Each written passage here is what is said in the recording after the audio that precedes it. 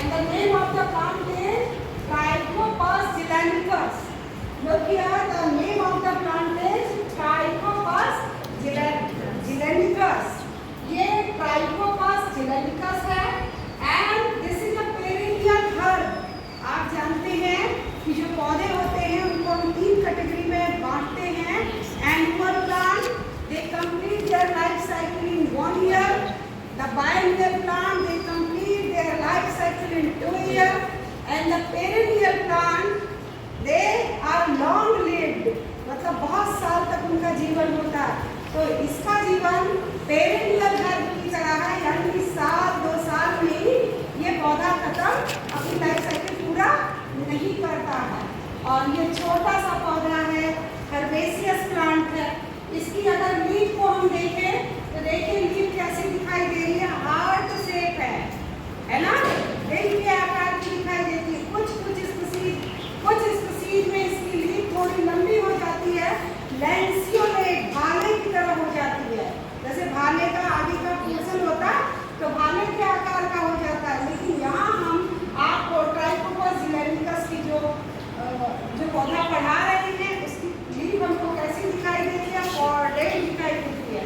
यहाँ अच्छी तरीके से देख सकते हैं कि जहाँ से मिडरिप निकला है, लेटरल वेन सब एक ही जगह से निकला हुआ है. ये स्पेशल कैरेक्टर है इस पौधे का. आप इस लीफ को कहीं भी देखेंगे इस पौधे को तो आसानी से पहचान सकते हैं, क्योंकि इसका जो वेरिएशन है वो स्पेशल दिखाई दे रहा है. इसके ये एरियल पार्ट आपको दिखाई दे रहा है. रूट, इसका जो स्टेम होता है, this one is the aerial part and underground part that is the rhizome and root. इनका जो मल्टीप्लिकेशन होता है वो राइजोम के थ्रू होता है. किसके थ्रू? राइजोम के थ्रू होता है. And what is rhizome? Rhizome is the modified underground stem. उसी से इसका प्रोपगेशन होता है.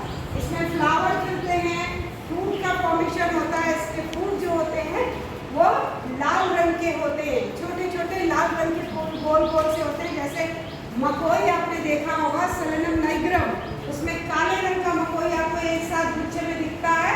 ठीक वैसा ही गुच्छा इसमें भी दिखाई देता है फूल का, और रेड कलर का होता है. जो भी इसमें एल्कलाइड पाए जाते हैं वो इसके मेडिसिनल वैल्यू को बढ़ा देते हैं. और इस पौधे के साथ एक बहुत बड़े साइंटिस्ट का नाम जुड़ा है जिसे आपको जानना बहुत ज़रूरी है. दक्षिण भारत के वनस्पति शास्त्री, बॉटनी के बहुत ही मर्मज्ञ विद्वान पुष्पांगदन का नाम इस पौधे से जुड़ा हुआ है. इस रोचक कहानी को सुन के आपको भी अच्छा लगेगा कि हम भी जीवन में ऐसा ही कुछ करें और वनस्पति के क्षेत्र में अपने भारत देश का नाम गौरवान्वित करें. पुष्पांगदन बॉटनिस्ट है. उन्होंने ये 88-89 की बात है, केरल, ये देखिए मैंने कहीं केरल लिखा होगा, वहाँ लिखा है ना, जिनसिंग ऑफ केरला, यानी कि ये पौधा कहाँ पाया गया? ये केरल में पाया गया. और अगस्त्यकूडम की जो पहाड़ियाँ हैं वहाँ पर इस पौधे को पाया गया. और वहाँ जो लोग रहते हैं वो पूर्णतः आदिवासी जहाँ रहते हैं वो वन क्षेत्र होता है, क्योंकि वन में ही वो अपना जीवन पूरा करते हैं. पुष्पांगदन वनस्पति शास्त्र से रिलेटेड थे. वो अपने शोध के लिए किसी काम से इस जंगल में गए थे, अगस्त की पहाड़ियों में गए थे. तो जब कोई व्यक्ति कहीं बाहर से आता है और किसी जंगल में जाता है तो वहाँ के लोकल पीपल को अपने साथ ले लेता है. पुष्पांगदन बहुत ही ज़्यादा क्या कहेंगे, कर्मठी थे. बहुत ज़्यादा उनको वनस्पतियों से प्यार था. एक अच्छे रिसर्चर थे. तो जब कोई व्यक्ति बड़े मन से किसी काम को करता है तो उसे पैशन के रूप में लेता है. वैसा ही पैशन कुछ उनके अंदर था. वो मेडिसिनल प्लांट्स, जनजातियों में जो मेडिसिनल प्लांट यूज किए जाते हैं, जड़ी बूटी खाई जाती है और अपने स्वास्थ्य को ठीक करते हैं, ऐसा ही कुछ ढूंढ रहे थे. तो आदिवासियों के जत्थे के साथ वो जंगल में प्रवेश किए. चलते चलते करीबन 7-8 घंटे जंगल में चले जा रहे थे तो पुष्पांगदन थक रहे थे चलते चलते, और वो क्या देख रहे थे कि जहाँ जहाँ ये पौधा लगा हुआ था, कौन सा पौधा है ये? ट्राइकोपस जिलेनिकस। ये जहाँ जहाँ छोटा छोटा सा हर्ब लगा हुआ था, जो ट्राइबल्स इनके साथ गए थे पुष्पांगदन के साथ, वो उस पौधे के फल को और सीड को खा लेते थे और फिर इतनी तेजी से चलने लगते थे कि पुष्पांगदन पीछे हो जाते थे। मतलब उनका स्टेमिना घट रहा था और आदिवासी चलता जा रहा था, और जहाँ जहाँ पौधा मिल रहा था बस ये 2-4 बीज मुंह में डालता था और चबा के आगे चलता था, तो बहुत आगे निकल जाता था और उसके चेहरे पे कहीं भी थकावट की कोई भी लाइन नहीं दिखाई दे रही थी। पुष्पांगदन खोजने कुछ और गए थे। पुष्पांगदन इतने थक गए थे, इतने हाई फैटिग उनको हो गया था। फैटिग मीन्स थकावट। जब हम बहुत काम हमारी मसल्स कर देती हैं, आपने देखा होगा 100 मीटर की दौड़ आप जब दौड़ते हैं तो दौड़ने के बाद आपकी थाइस में, आपके पैरों में बहुत दर्द होता है ना।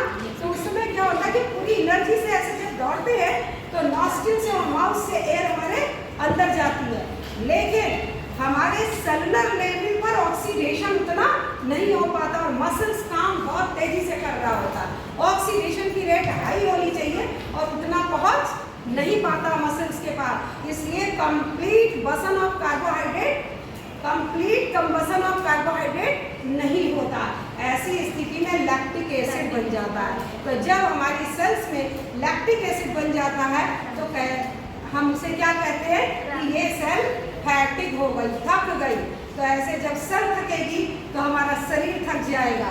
यानी कि यहाँ जो मैंने लिखा है कम्बैट फैटिग, बहुत भयंकर रूप से यदि हम थक गए हैं तो ऐसी चीजों में, क्योंकि वो लोग चल रहे थे, है ना, और चलते चलते कहा तो ऐसा जाता है कि उन्हें बेहोशी आने लगी थी। इतना थक गए थे कि वो बेहोशी आने लगी थी और एक जगह पर पुष्पांगदन बैठ गए।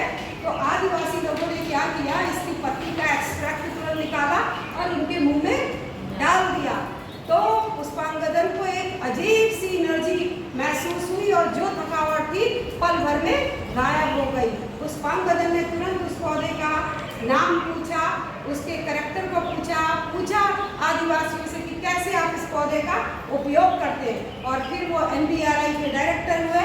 NBRI में आकर के उन्होंने इस पौधे पर रिसर्च किया, इस पौधे का पेटेंट कराया और इसका जो भी पुष्पांगदन को भारत सरकार ने इनाम में, पुष्पांगदन ने अपनी जो प्राइज थी, जो उन्हें धनराशि गवर्नमेंट से मिली थी पुरस्कार स्वरूप, उन्होंने आदिवासियों को डोनेट कर दिया और कहा कि ये जो पैसा है इस पर अधिकार आपका है। तो एक और देखिए आदिवासियों का पेड़ पौधों के प्रति लगाव और नॉलेज और उसके मेडिसिनल एस्पेक्ट्स को समझना, और दूसरा पुष्पांगदन का पैशन, और तीसरी चीज पुष्पांगदन का त्याग। और कोई होता तो लाखों रुपए अपने जेब में रखता। पुष्पांगदन ने आदिवासियों को वो सारा पैसा डोनेट कर दिया था। तो देखिए इसका जब केमिकल एनालिसिस किया गया और पुष्पांगदन के कई पेपर इस पर पब्लिश हैं जिसमें उन्होंने इसके मेडिसिनल वैल्यू की चर्चा की है।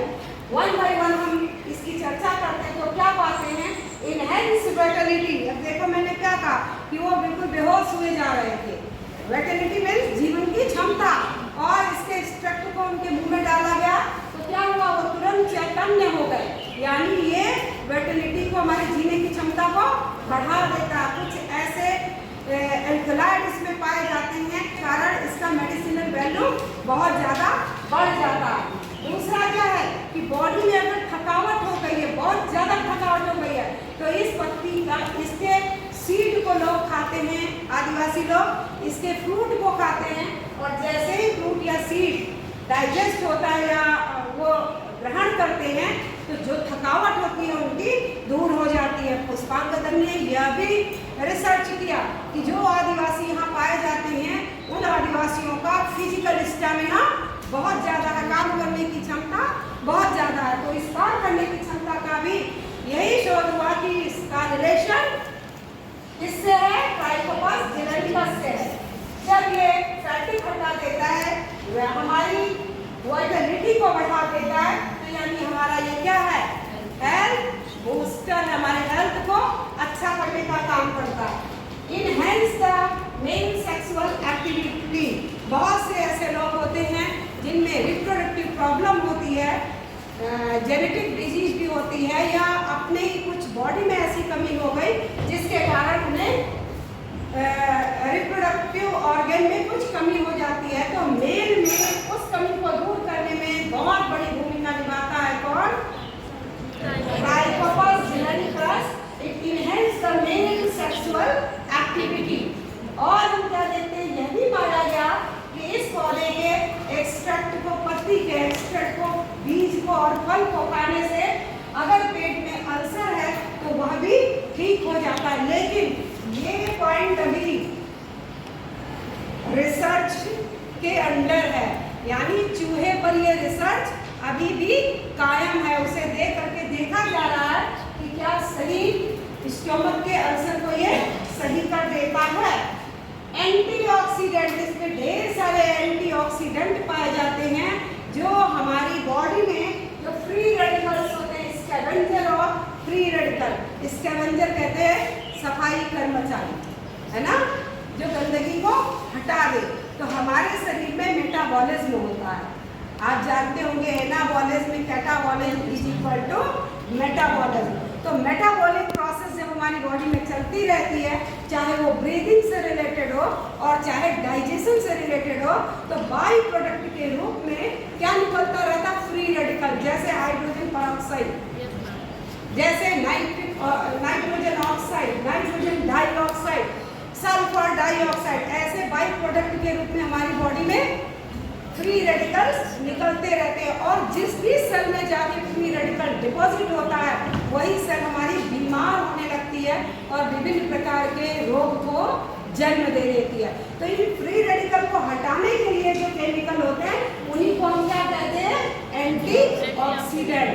इनमें जो फ्री रेडिकल होते हैं उनमें क्या होता है? अनपेयर्ड इलेक्ट्रॉन होता है, हाईली रिएक्टिव होते हैं, किसी दूसरी चीज से तुरंत रिएक्शन कर लेते हैं। तो ये हमारी बॉडी को डैमेज पहुंचाते हैं, हमारी सेल को डैमेज पहुंचाते हैं।